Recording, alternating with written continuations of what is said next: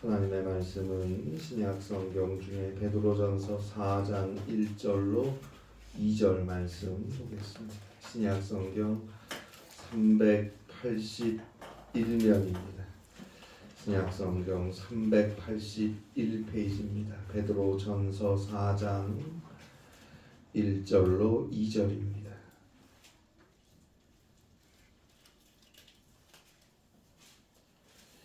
신약 성경 381페이지입니다. 베드로전서 4장 1절로 2절입니다. 신약 성경 381면입니다. 베드로전서 4장 1절로 2절 함께 한 목소리로 봉독하겠습니다. 그리스도께서 이미 육체의 고난을 받으셨으니 너희도 같은 마음으로 갑옷을 삼으라. 이는 육체의 고난을 받은 자는 죄를 그쳤음이니 그 후로는 다시 사람의 정욕을 따르지 않고 하나님의 뜻을 따라 육체의 남은 때를 살게 하려 함이라. 아멘. 전 극동방송 아나운서이자 PD였던 이동진 씨가 쓴 오늘을 사는 그리스도인이란 책에 나오는 내용입니다. 흙탕물에서 뛰어놀아 지저분해졌던 아이가 목욕탕에서 시원하게 씻고 나와서 엄마에게 자랑스럽게 얘기합니다. 엄마, 보세요. 깨끗하지요? 자신 있는 것입니다. 그리고 얼마나 개운합니까? 우리도 마찬가지입니다. 죄의 흙탕물 속에서 첨범되고 살았지만 주님께서 그 죄의 흙탕물을 씻으라고 말씀하실 때 씻어야 합니다.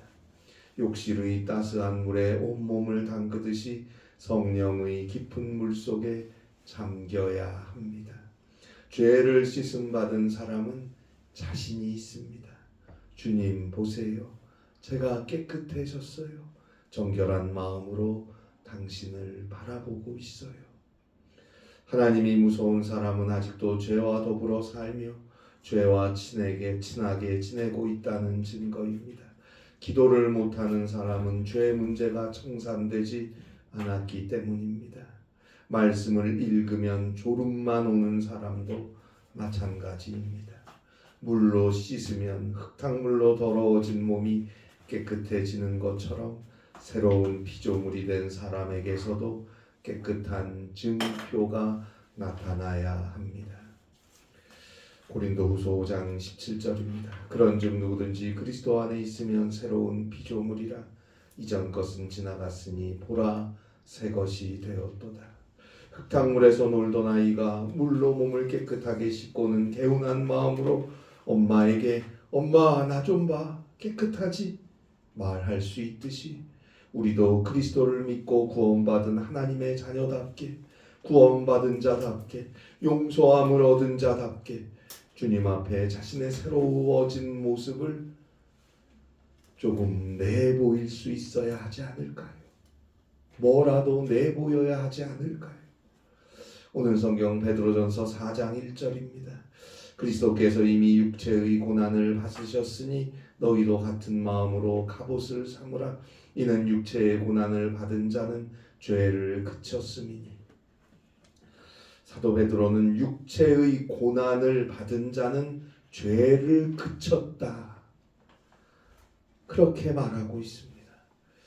시편 94편 12절입니다. 여호와여 주의 징벌을 받으며 주의 법으로 교훈하심을 받은 자는 복이 있나니. 주로부터 징벌을 받는 자는 복이 있다. 그렇게 말합니다. 히브리서 12장 6절입니다. 주께서 그 사랑하시는 자를 징계하고 그가 받아들이시는 아들마다 채찍질하심이라 하셨으니. 더 나아가서 히브리서 12장 8절에서는 징계가 없으면 사생자요 친아들이 아니다 라고까지 말씀합니다. 하나님께서 징계를 하시지 않는 것은 도리어 하나님께서 인간에게 내리는 최대의 벌이라는 말과 같습니다. 사랑하니까 축복의 길, 믿음의 길로, 구원받는 길로 우리를 이끄시기 위해서 하나님의 사람으로 살아갈 수 있게 하시기 위해 하나님은 때때로 우리를 징계하시고 우리를 때리신다는 말씀이죠. 이 말씀으로 오늘 성경을 바라보면, 이 말씀으로 오늘 성경 고린도후서 4장 1절의 마지막 부분을 보면 육체의 고난을 받은 자는 죄를 그쳤다. 고난을 통해서 믿음의 훈련을 받은 사람들은 그들이 그들의 죄를 그만둘 수 있다는 의미가 됩니다. 고칠 수 있다는 의미가 됩니다.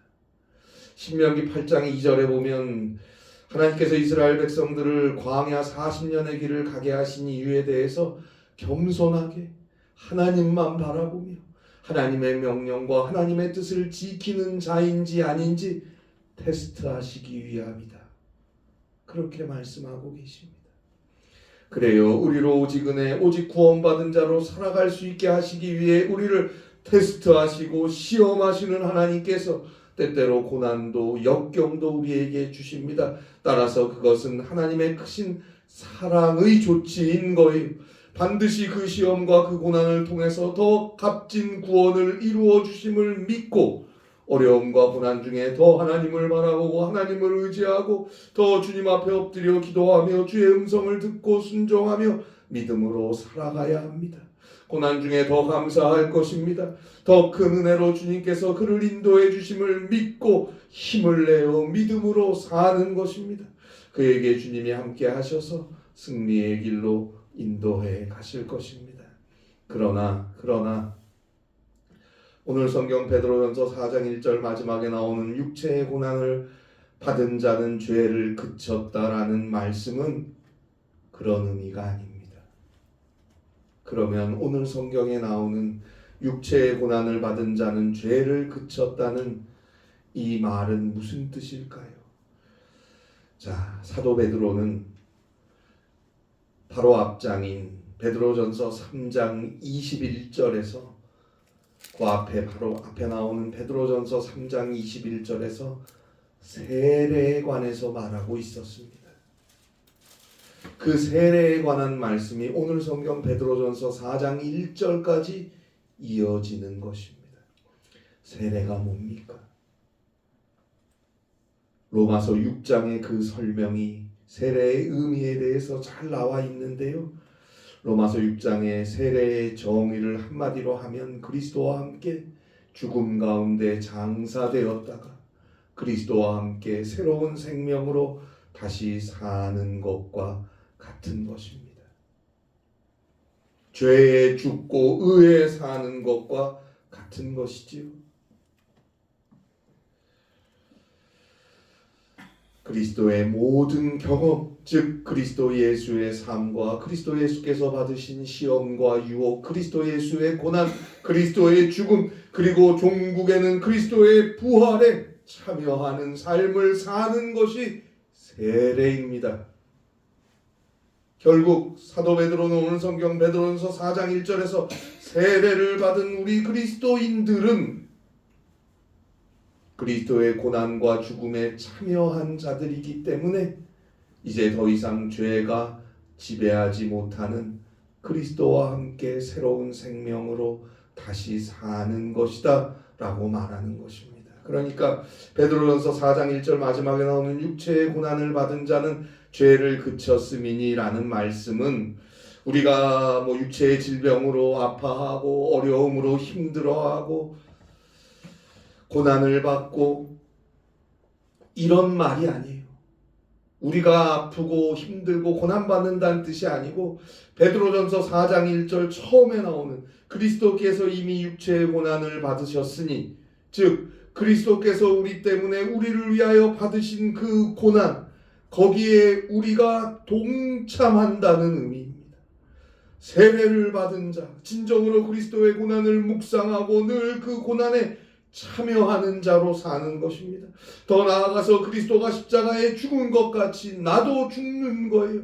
내 죄와 욕심과 정욕, 세상적 그 무엇들 다 십자가에 못 박아버리며 사는 거예요. 갈라디아서 2장 20절, 갈라디아서 5장 24절 말씀대로 내 정과 욕심들을 하나하나 회개하며 십자가에 못 박아 죽여버리는 것입니다. 결국 육체의 고난을 받은 자는 이라는 오늘의 말씀은 예수 믿고 세례받은 그리스도인들, 그리스도와 함께 죽고 그리스도와 함께 살기로 다짐한 그리스도인들은 이라는 의미예요. 그들의 죄는 그쳤다. 그래요. 이제 죄의 사슬은 풀렸고 더 이상 죄의 영향력 아래 있지 않는다라는 의미입니다. 십자가의 은혜 안에서 새로운 피조물로 사는 것입니다. 흙탕물을 물로 깨끗하게 씻어낸 아이처럼 그리스도와 함께 새로운 삶을 살아가는 것입니다. 예전의 생활 방식, 주님보다 더 좋아하고 생각하고 따라가던 모든 것들과 이별하고 오직 예수님과 함께하는 삶을 사는 것입니다. 결국 그가 그리스도의 부활까지 동참하게 될 것입니다. 온전한 구원, 영원한 생명에 들어가게 될 것입니다. 바로 그의 삶은 오늘 성경 베드로전서 4장 2절입니다. 그 후로는 다시 사람의 정욕을 따르지 않고 하나님의 뜻을 따라 육체의 남은 때를 살게 하려 함이라. 그는 하나님의 뜻을 따라 살아갑니다. 하나님의 뜻을 따라 살아갑니다. 내 뜻이 아니고 당신 뜻이 아니고 하나님의 뜻을 따라 살아갑니다. 여러분, 불행 속에 있으면서도 행복하다고 착각하는 사람들이 많이 있습니다. 그래도 우리의 나날이라는 소설로 우리에게 잘 알려진 일본의 작가 시바타 쇼는 불행에는 여러 종류가 있는데 사람들은 거기서 자기 몸에 맞는 불행을 선택하는 것이지, 정말 몸에 맞는 불행을 선택하게 되면 그건 나에게 너무나 잘 맞아서 쉽게 익숙해지기 때문에 결국 행복과 분간하지 못하게 되는 거야 라고 말했습니다. 몸에 잘 맞는 불행이라는 말 어떻습니까? 조금 낯설지만 이해가 됩니다. 가정폭력에 괴로워하면서 거기에 늘 시달리면서도 점점 거기에 익숙해져 버려서 탈출하지 못한 사람들이 있어요. 그들 중에 상당수는 그 불행에 익숙해지면서 거기서 편안함을 느끼게 된다고 합니다. 그 편안함 속에서 어느 순간 불행과 행복을 분간하지 못하게 되는 그런 안타까운 상황에 처한 분들을 볼 수 있습니다. 그뿐 아니에요. 잘못된 쾌락과 욕망, 어떤 습관에 빠져서 뭔가에 중독이 되어서 뻔히 불행으로 가는 게 보이는데도 거기에서 헤어나오지 못한 채 단 한 번만 하고 죽어도 좋다. 그 안에서 그 순간이 너무너무 행복하다고 착각하는 그런 불행을 행복이라 노래하며 집착하며 사는 사람들도 많이 있지 않습니까? 누가복음 15장 11절부터 보면 아버지를 떠난 탕자는 돼지 쥐염 열매를 먹는 신세가 돼서 비참함을 느끼게 됩니다. 여러분, 이것은 위대한 축복입니다. 비참함을 비참하다고 아는 건 축복인 거예요. 시편 49편 20절입니다. 깨닫지 못하는 자는 멸망하는 짐승과 같도다. 깨달아야죠. 아버지의 집을 떠난 탕자가 망했어요. 거지가 됐어요. 그래서 돼지우리에서 돼지 쥐염 열매나 먹는 그 밑바닥 신세가 되어서 그 고난과 어려움 중에 비로소 아버지 집을 생각하고 자신의 잘못을 깨닫고 그 비참한 현실을 바라볼 수 있다면 그 비참한 현실은 축복인 거예요. 만일 탕자가 계속 승승장구했으면 아버지 집을 생각하고 돌아왔을까요? 그럼 그건 축복이 아니고 그건 비참한 불행인 거예요. 오히려 망해서 자신의 비참함을 알고 깨닫고 아버지 집에 돌아올 수 있는 것이 축복이라는 말입니다.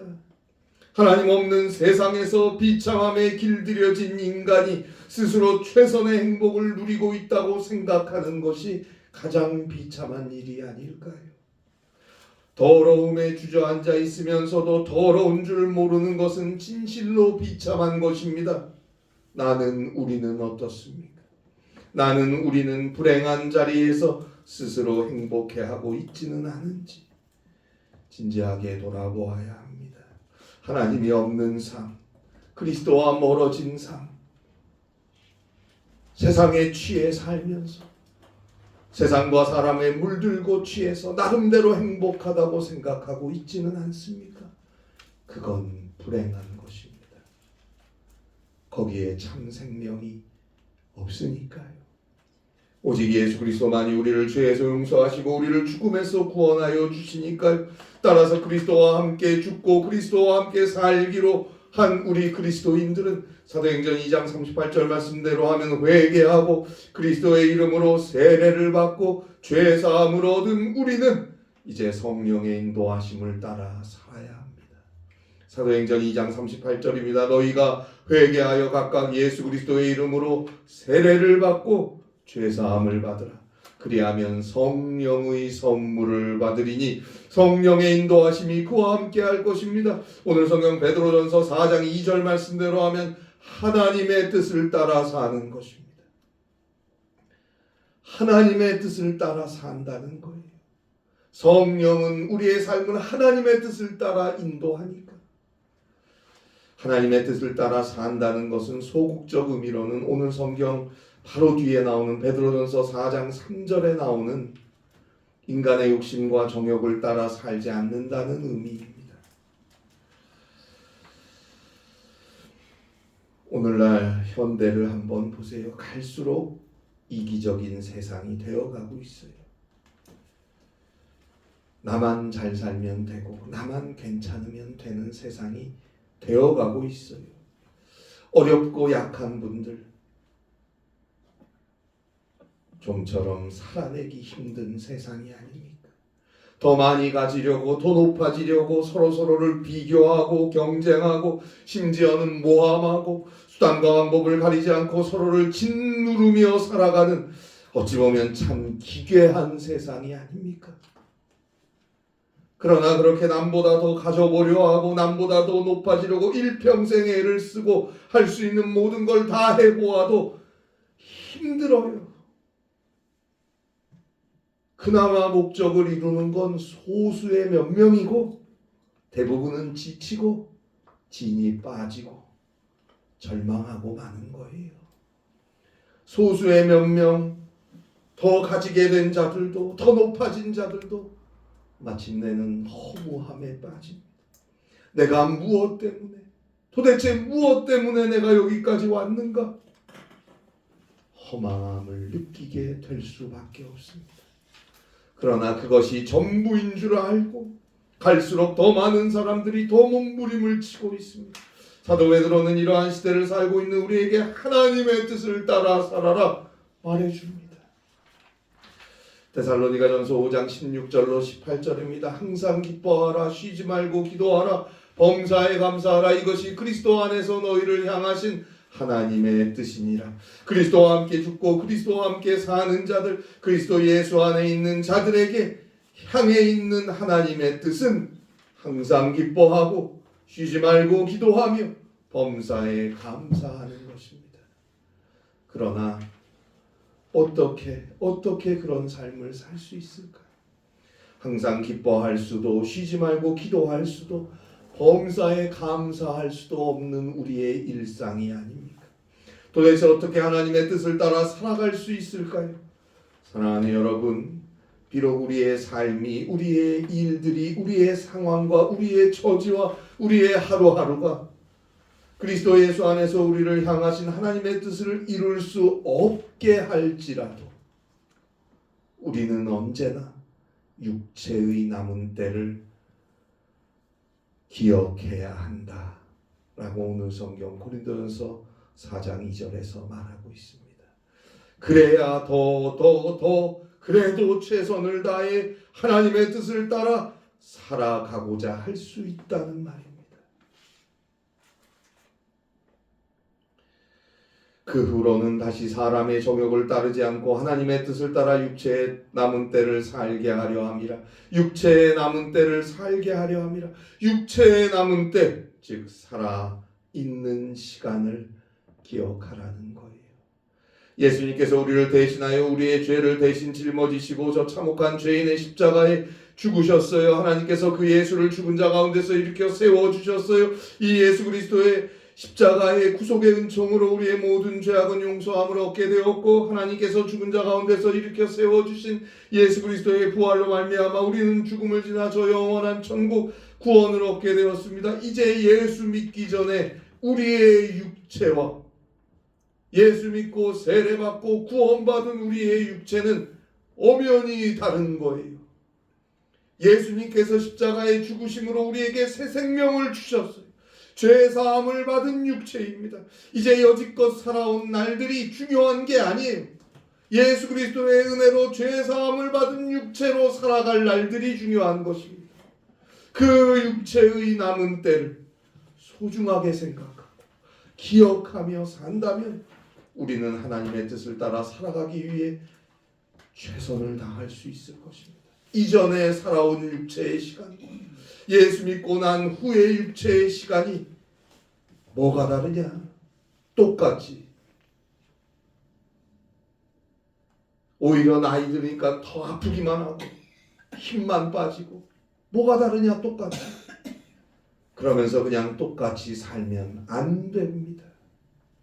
이제 새 생명 그리스도 예수의 은혜 안에 구속함과 구원을 얻은 이 소중한 육체의 남은 시간을 깨닫고 기억하고 붙잡고 믿음의 삶을 살아갈 수 있어야 합니다. 아직도 주님을 모른 채 세상의 사람에 끌리고 치여서 실망하고 어려움에 고통받고 아픔에 신음하는 이들을 위해 기도하며 그들의 손을 잡아줄 수 있는 용기가 이제 육체의 남은 때를 살아가는 우리 그리스도인들에게 필요합니다. 내 주변에 있는 사람들, 그들과 함께 살아있고 살아갈 수 있음에 기뻐하며 늘 그들을 위해 기도할 수 있음에 감사하며 하나님의 뜻을 따라 살아가고자 해야 합니다. 1915년 노벨문학상을 수상했던 20세기 프랑스가 낳은 세계적인 소설가요 문학가였던 로뱅 롤랑은 인생을 가리켜서 한마디로 엄숙한 것이다 라고 말했습니다. 삶은 엄숙한 것이다. 최선의 가치를 가장 큰 보람으로 삼아야 한다. 우리에게 가르쳐 주었습니다. 최선의 가치가 무엇입니까? 최선의 가치가 뭐예요? 그건 사랑입니다. 그건 생명입니다. 생명을 살리는 사랑입니다. 그 생명을 살리는 사랑은 바로 예수 그리스도의 은혜로만 이루어졌습니다. 죄로 인해 죽을 수밖에 없는 우리에게 예수 그리스도의 십자가의 은혜로 죄사함이 주어지고 예수 그리스도의 부활로 말미암아 구원을 받았습니다. 이제 그리스도의 은혜로 구원받은 우리에게 남아있는 이 시간, 이 삶은 여지껏 주를 모르고 살아왔던 삶과는 차원이 다른 시간입니다. 새로운 생명의 시간입니다. 생명을 살리는 사랑을 나눌 시간입니다. 이 너무나도 소중하고 엄숙한 시간입니다. 이제부터는 하나님의 뜻을 따라 살아가야 합니다. 순간순간 우리의 부족함을 진실하게 회개하고 모든 일에 먼저 하나님 앞에 엎드려 기도하고 간구하며 오직 하나님의 말씀을 귀 기울여 듣고 믿고 순종하며 주의 뜻을 따라 살아가고자 해야 합니다. 그에게 성령께서 함께 하셔서 그의 손길과 그의 걸음을 통해서 그리스도의 사랑의 일들, 생명을 살리는 구원의 역사들을 이루어 가실 것입니다. 항상 기뻐하고 늘 기도하며 모든 일에 감사하며 살아가고자 하는 그 삶에 주님께서 더 큰 기쁨과 감사를 허락해 주실 것입니다. 하나님의 뜻을 따라서 주님께서 죽기까지 사랑하셔서 허락하신 새로운 육체의 남은 때를 채워가며 살아갈 수 있는 우리 모두가 될 수 있기를 바랍니다. 기도하시겠습니다. 하나님 아버지, 주님께서 사랑하셔서 구원하셔서 주의 귀한 딸로 귀한 아들로 오늘을 살아가게 하심을 감사합니다. 그 크신 은혜를 기억하고 그 사랑을 깨닫고 오직 믿음으로 주의 사랑을 실현하며 주의 뜻을 이루며 주의 일을 감당하며 살아갈 수 있는 믿음을 우리에게 허락하여 주시옵소서. 성령께서 우리의 손길과 발걸음을 인도하여 주셔서 승리하게 하여 주시옵소서. 아픈 것 치료하여 주시고 상처받은 것 매만져 위로하여 주시고 주저앉아 있는 순간에 주께서 손잡아 일으켜 세워주셔서 주님과 함께 용기 있고 힘 있는 삶, 사랑을 이루어갈 수 있는 복된 삶을 살아갈 수 있는 우리 모든 성도들과 주의 교회로 서게 하여 주시옵소서. 예수님의 이름으로 기도합니다. 아멘.